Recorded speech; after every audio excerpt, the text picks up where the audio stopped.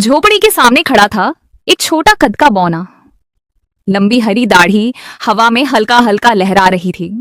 हाथ में लकड़ी की छड़ी।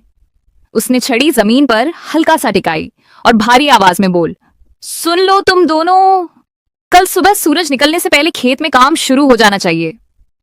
पास खड़ा गधा और कुत्ता एक दूसरे की तरफ देखने लगे। बौना अंदर गहरी नींद में था। बाहर कोने में गधा और कुत्ता बैठकर फुसफुसा रहे थे। कुत्ता धीरे से बोला, देखो, अगर हम सुबह मुर्गे को ही डरा दें तो वो बांग नहीं देगा। कुत्ता धीरे धीरे मुर्गे के पास पहुंचा, थोड़ा आगे झुका। मुर्गे ने सिर हल्का सा उठाया। गधा पीछे से सब देख रहा था। उसने गर्दन घुमाकर चारों तरफ देखा, कहीं बौना तो नहीं। कुत्ते ने भौं करने के लिए मुंह खोला ही था कि अचानक कैमरा पीछे घूमता है और बौना ठीक उनके पीछे खड़ा था। उसने छड़ी को हल्का सा नीचे की तरफ उठाया। हरी दाढ़ी अचानक हरकत से झूल गई। गधा और कुत्ता दोनों ने झटके से पीछे मुड़कर देखा। कुत्ता वहीं जम गया। गधे ने एक छोटा सा घबराया हुआ कदम पीछे लिया। बौने की आंखें छोटी थीं, लेकिन गुस्से से चमक रही थीं। बौने ने छड़ी आगे की तरफ इशारा करते हुए कहा, भागो, अभी के अभी खेत की तरफ। गधा टेढ़े मेढ़े कदमों से दौड़ने लगा। कुत्ता उल्टी दिशा में छोटे छोटे तेज कदमों से भागा। बौना पीछे से आराम से चलता हुआ आ रहा था। छड़ी जमीन पर हल्के से टक टक कर रही थी। गांव का रास्ता अब पूरी तरह रोशन हो चुका था। भागते भागते गधा ध्यान नहीं दे पाया और हल्के से पेड़ से टकरा गया। बौना पास आकर छड़ी एक बार जमीन पर टिकाकर बोला, भागने से काम नहीं छूटता। गधा शर्मिंदा सा उठ खड़ा हुआ। खेतों में सुबह की तेज धूप चमक रही थी। सब्जियों की कतारें हवा में हिल रही थीं। बौना आत्मविश्वास से खड़ा था। थोड़ी देर बाद गधा और कुत्ता धीरे धीरे हांफते हुए पहुंचे। दोनों ने सिर नीचे कर लिया। सांसें तेज चल रही थी। उन्हें अब अपनी गलती समझ आ चुकी थी। कैमरा धीरे धीरे पास आता है। बौना गहरी सांस लेकर थोड़ा नरम पड़ता है, कंधे ढीले करता है, छड़ी नीचे कर देता है। गधा धीरे से बैठ जाता है। कुत्ता उसके पास आकर बैठता है और एक बार आंख झपकाता है। आंगन के बीचों बीच बौना खड़ा था, हाथ में अपनी पुरानी लकड़ी की छड़ी, और उसकी लंबी हरी दाढ़ी हवा में हल्का हल्का लहरा रही थी।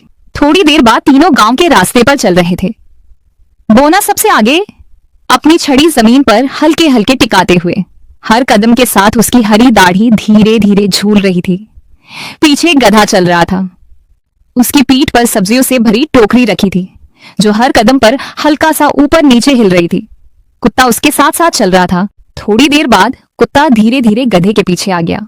उसने चुपके से मुंह आगे बढ़ाया और टोकरी में से एक गाजर पकड़ ली। जैसे ही गाजर बाहर निकलने लगी, टोकरी हल्की सी हिलने लगी। गधे को कुछ अजीब सा महसूस हुआ।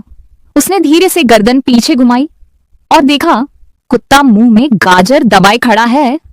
गधे की आंखें फैल गईं, लेकिन सामने चल रहा बौना अभी भी कुछ नहीं जानता था। कुछ ही देर में वो लोग बाजार पहुंच गए। चारों तरफ चहल पहल थी। लोग आ जा रहे थे। दुकानों पर आवाजें लग रही थीं। बौना आत्मविश्वास से आगे बढ़ा और एक जगह रुक गया। उसकी हरी दाढ़ी हवा में धीरे धीरे हिल रही थी। गधा टोकरी लेकर उसके पीछे आकर खड़ा हो गया। कुत्ता चारों तरफ देखने लगा, जैसे कोई नया रोमांच ढूंढ रहा हो। अचानक बाजार में कहीं से जोरदार ढोल बजा। गधा अचानक डर गया। उसने अपने आगे के पैर हवा में उठा लिए। टोकरी जोर से हिलने लगी। कुत्ता भी घबराकर पीछे कूद गया। बौना तुरंत मुड़ा, फिर धीरे से शांत हो गई। अगले ही पल टोकरी गधे की पीठ से फिसल गई और सब्जियां धीरे धीरे जमीन की तरफ गिरने लगती हैं। टमाटर, गाजर, आलू, सब कुछ जमीन पर फैलने लगा। कुत्ता तुरंत आगे बढ़ा, जैसे वो सब्जियां पकड़ने की कोशिश कर रहा हो। एक टमाटर उछलकर सीधा बौने के कपड़ों पर जा लगा। बौना धीरे धीरे नीचे देखने लगा। उसके कपड़ों पर लाल दाग लग चुका था।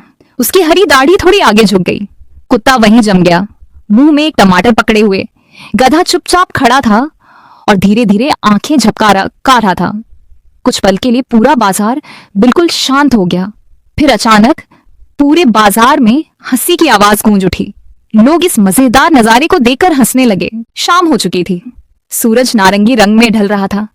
तीनों धीरे धीरे गांव की तरफ लौट रहे थे। बौना शांत होकर आगे चल रहा था। छड़ी जमीन पर हल्के हल्के टक टक कर रही थी। गधा थके हुए कदमों से चल रहा था। टोकरी अब खाली थी। कुत्ता चुपचाप उनके साथ साथ चल रहा था। बौने ने अपने कंधे ढीले किए और छड़ी थोड़ी नीचे कर ली। उसकी हरी दाढ़ी हवा में धीरे धीरे हिल रही थी। गधा धीरे से बैठ गया। कुत्ता उसके पास आकर बैठ गया और एक बार आंख झपकाई।